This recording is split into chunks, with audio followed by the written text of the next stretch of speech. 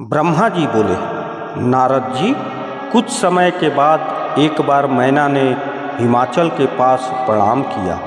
फिर नम्रता से बोली, हे देव, पार्वती का अब विवाह होना चाहिए। इस गुणवती कन्या को उसके समान ही वर मिले, तभी ये प्रसन्न रह सकेगी। हिमाचल बोले, देवी, तुम इस प्रकार संशय मत करो। नारद वचन कभी असत्य नहीं होते। यदि अपनी पुत्री से प्रेम रखती हो तो पुत्री को भगवान रुद्र की प्रसन्नता के लिए तप करने के लिए कहो। जब भगवान रुद्र ही प्रसन्न होकर उसे अपनी पत्नी बनाकर स्वीकार कर लेंगे तो उनके बुरे लक्षण भी उत्तम एवं शुभ होंगे। इतना सुनकर मैना प्रसन्न हो गई, किंतु उमा की सुंदरता देखकर मन व्याकुल सा हो गया और आँखों में अश्रुधारा बह चली। मुख से वाणी न निकल सकी। तब सबके मन का भाव जानने वाली श्री उमा जी ने माता के भाव समझकर उन्हें धैर्य देकर कहा, माता जी, मैंने आज रात ब्रह्म मुहूर्त में एक विचित्र सा सपना देखा है, जिसमें मुझे एक तपस्वी ब्राह्मण ने मुझसे कहा कि तुम भगवान रुद्र की प्राप्ति के अर्थ तप कर। श्री पार्वती जी से सुनकर मैना ने अपने पति से श्री पार्वती के स्वप्न का वृत्तांत कहा। उधर भगवान शंकर अपनी प्राणेश्वरी श्री सती जी के विरह में व्याकुल होकर अपने गणों से सती के अनेक गुण एवं उसकी सुशीलता आदि सुनाकर कुछ दिन कैलाश पर विराजमान रहे। फिर गृहस्थ धर्म को त्याग कर नग्न होकर कुछ समय तक सब लोकों में घूमते थे। इसके बाद कैलाश पर वापिस पधारे। फिर वहां आकर समाधि धारण कर ली। कुछ समय के बाद सदाशिव समाधि से जग गए। समाधि के परिश्रम के कारण उनके मस्तक से पसीने की बूंद पृथ्वी पर गिर पड़ी। तब तो उससे एक बालक प्रकट हो गया, जिसका लाल वर्ण था, 4 भुजाएं थी और बहुत सुंदर था। वह प्रकट होते ही रोने लग गया। उसे देखकर संसारी मनुष्यों की भांति सदाशिव उसके पालन पोषण का विचार करने लगे।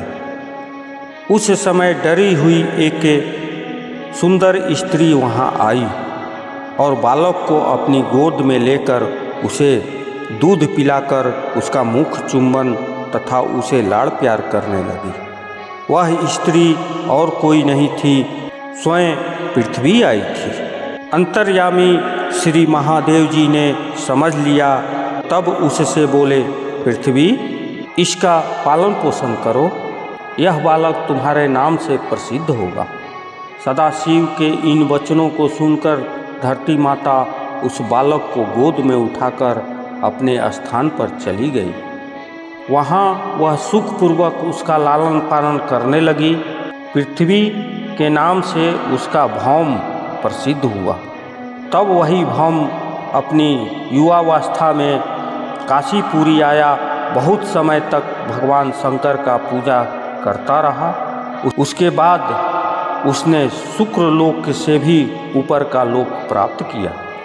कुछ समय के बाद नंदीश्वर आदि मुख्य गणों को साथ लेकर तप करने की इच्छा से भगवान हिमाचल प्रदेश में आए, जहाँ पतित पावनी गंगा ब्रह्मलोक से गिर रही है। उसी स्थान को अपने तप के योग्य एवं सुंदर समझ वही एकाग्रचित्त होकर सदाशिव आत्मचिंतन करने लगे। उनके शुभ आगमन का वृत्तांत तो उस समय हिमाचल को मालूम हो गया। हिमाचल भगवान रुद्र के दर्शन के लिए वहां आया और आकर प्रणाम कर पूजन किया। भगवान शंकर हिमाचल से हंसते हुए कहने लगे, हिमाचल, मैं यहाँ तप करने को आया हूँ। आप इस प्रकार का प्रबंध कर दो कि कोई मेरे पास न आए। ब्रह्मा जी बोले, नारद जी, इतना कहकर हिमाचल ने कहा कि आप स्वतंत्र होकर यहाँ तपस्या करें, मैं सब प्रकार की आपका सेवा करूँगा, निश्चिंत रहें। यह कहकर हिमाचल अपने घर को चले आए। ब्रह्मा जी बोले, नारद जी, कुछ दिन के बाद पुष्प फल आदि लाकर हिमाचल भगवान रुद्र के पास पहुँचे।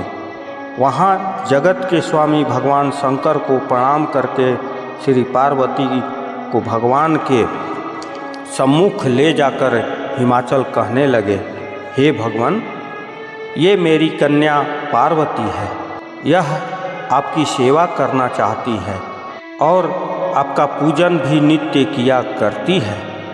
अब मैं इसे आपकी सेवा में लगाया हूँ, कृपा कर इसे अपनी दासी जानकर सेवा में अंगीकार करें। यह सुनकर सदाशिव ने अपने नेत्र खोले और सामने संपूर्ण गुणों से युक्त सुंदर अंगों वाली उमा को देखा।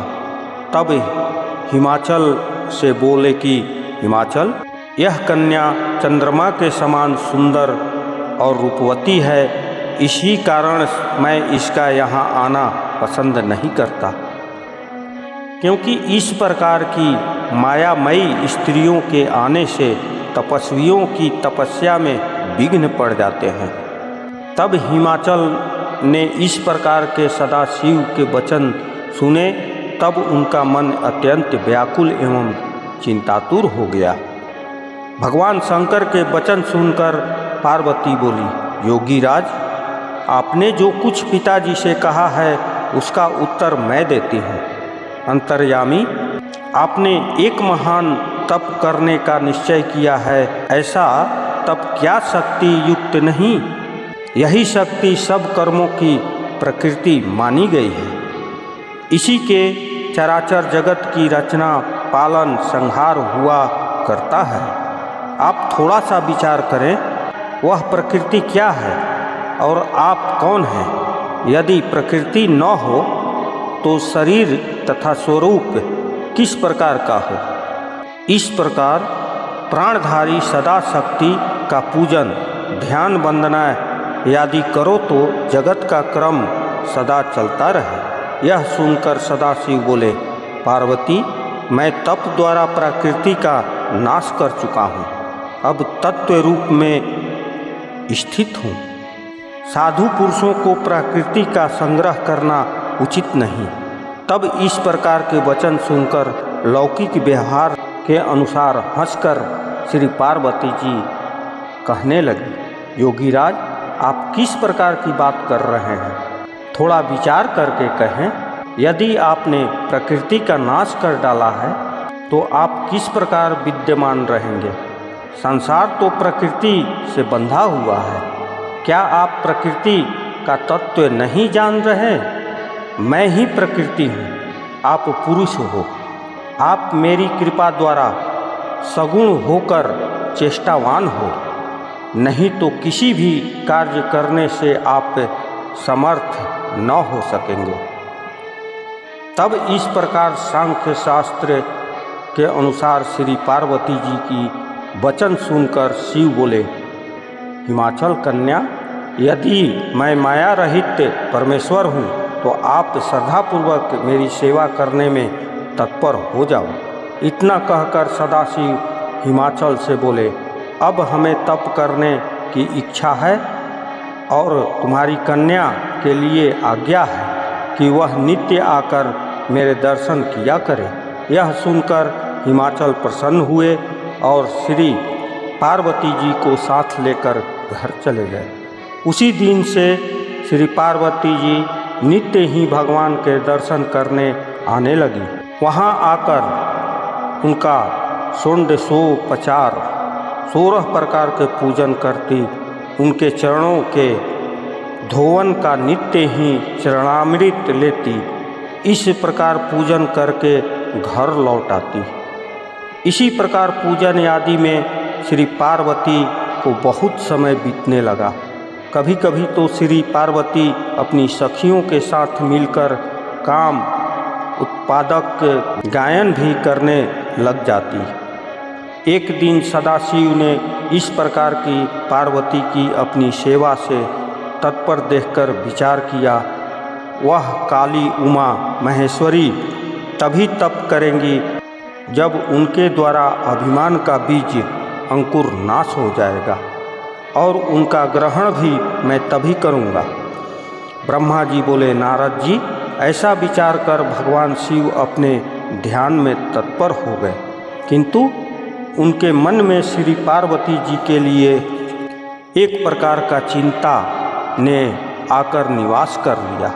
इसी कारण वे गिरजा को नित्य ही देखते और पार्वती भी बड़ी श्रद्धा से प्रेम से शिव चिंतन, पूजन एवं दर्शन नित्य करने लगी। इतना देख करके तारकासुर से पीड़ित हुए मुनि तथा इंद्रादिक देवता ने ब्रह्मा जी से कहा और ब्रह्मा जी ने कामदेव को आज्ञा दी।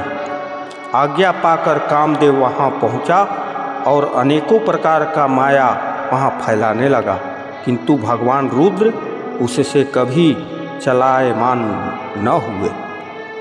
प्रत्युक्त काम को जलाकर भस्म कर डाला।